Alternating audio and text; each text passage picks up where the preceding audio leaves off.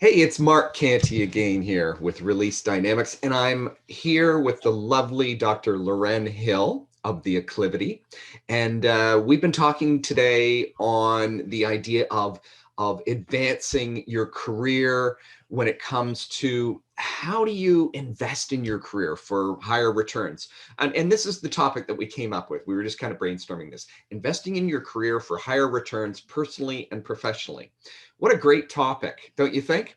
It's something that, often it's one of those long-term thought processes that we often put aside, but I think it's really, really important. And Dr. Hill has brought this up, and it's something that's key to the clients that she works with and how she helps them develop that future focus. So I want to just take a moment to welcome Dr. Hill once again to our interview platform today. Thanks so much for being with us, Dr. Hill. Hi, Mark. Thanks for stopping by today. It's good to be back with you.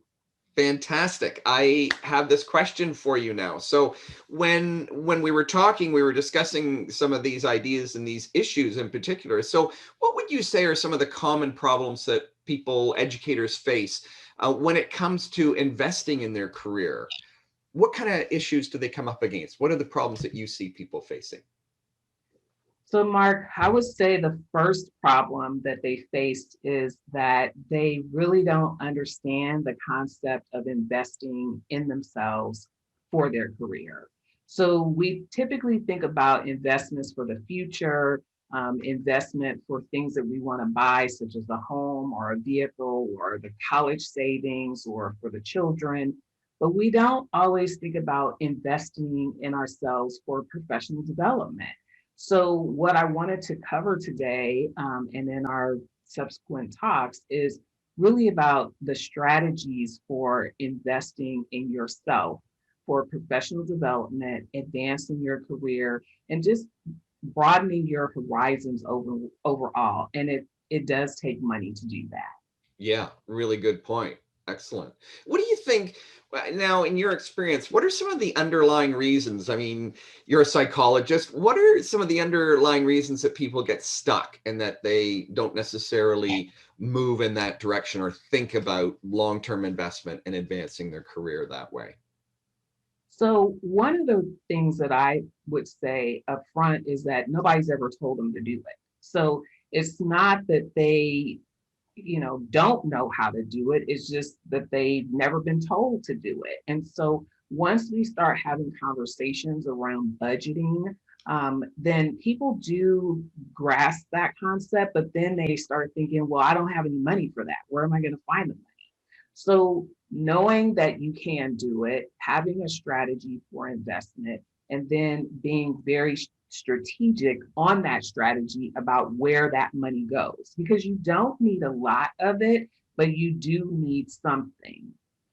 Great. Well, thanks so much for that. And I know, this can be something that you can work with people over time. It could take hours, days, sometimes even weeks to break down some of those barriers or even to sometimes do, financial planning with people. But if you could kind of just capture it in its essence, give me, maybe a couple of tips, a couple of quick tips or ideas that somebody could, take action on right away when it comes to this concept of investing in their career so that they can make sure that the funds are available for advancement.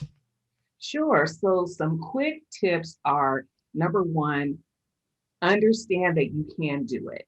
Just think, okay, I need a strategy to invest in my career.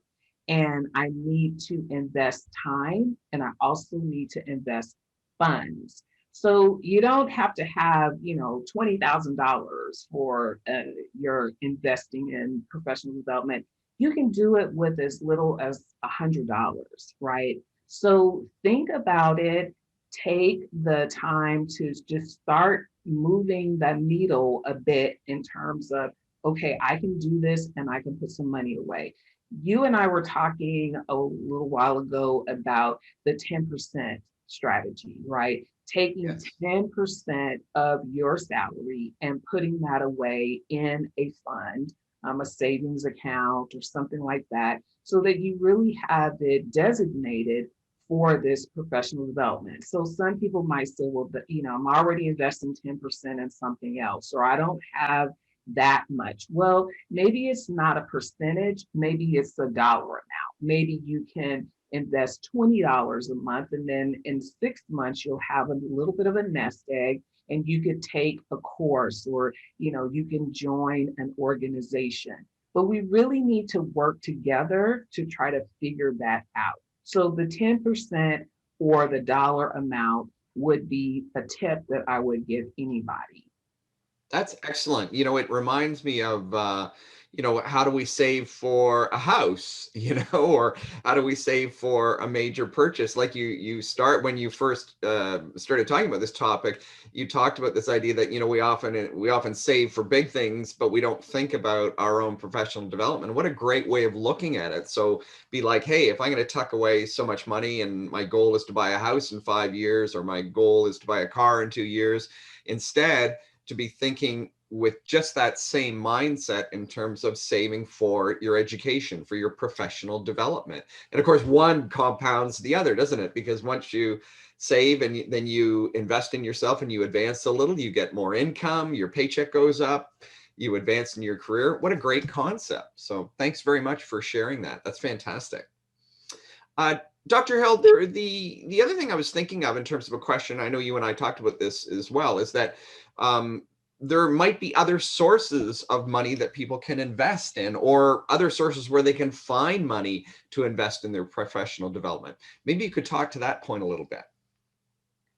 Sure. So there's always money out there, right?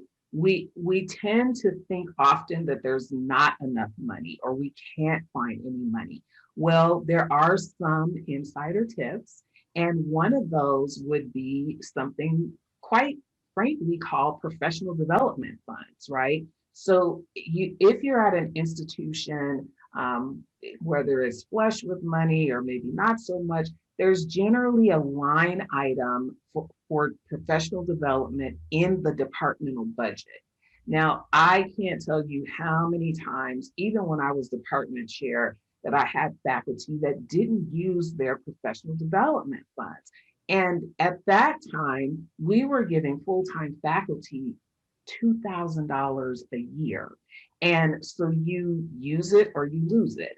The department chair or the program chair or whoever's the budget manager can only tell people, hey, this money is here, but we can't force you to use it. We also can't roll it over to other folks. Like I had some people who were really good at using their professional development funds. They would go to conferences, they would pay for licensing fees, they would get really creative. And I would always say, as long as it's within the budget guidelines, and it's directly relatable to your profession that we're having you as a subject matter expert in, then we're good to go. And then they would be like, oh, well, I know that Professor so-and-so isn't using their money. Can I have that too? And I'd say, no, it doesn't quite work that way. But I was always happy to see faculty who were using their development funds. Now, $2,000 is quite a bit of money, right? Not every institution has that much allocated. Some have more, some you might get $500, but hey, money is money, right? So let's try to find those funds, whether it's in your department, in your institution, maybe there's a fellowship, maybe there's a grant, maybe there's an award. Let's get to work trying to find you some money to put back into yourself so you can invest in your career. Wow, that's great advice. One of the other thoughts that just came to mind, as you're talking about the institution, do you find as well, is there sometimes money available from government sources, like at the state level or even at the federal level? Do they sometimes have programs out there that help people in professional development? Absolutely. There's money at all of those levels. And then they are scholarships within professional association and organizations. So we just have to look for it. It's not always like a needle in the haystack scenario. Sometimes it's just right there, but we have to look for it and get it for you. So we want to think about external forces, resources, I should say, internal resources, and we want to think about what we can do with our own finances. And then we want to put together this overall strategy about how to use your resources over the academic year.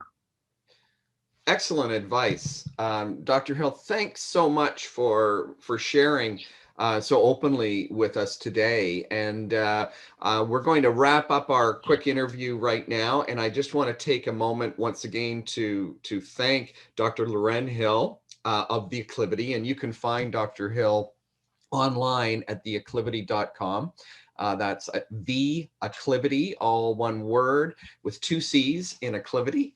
And I just want to ask Dr. Loren Hill to just maybe give us a moment to wrap up here and tell us in her own words, I guess, how we can get in touch with her and how she might be able to help us advance our career in academia. Maybe just a little bit of a commercial here on how somebody could reach out to you and what you might be able to help them with. The best way to get in touch with me, Mark, is to go straight to my website. Thanks for mentioning it. It's the Acclivity, that's ACCLIVITY.com.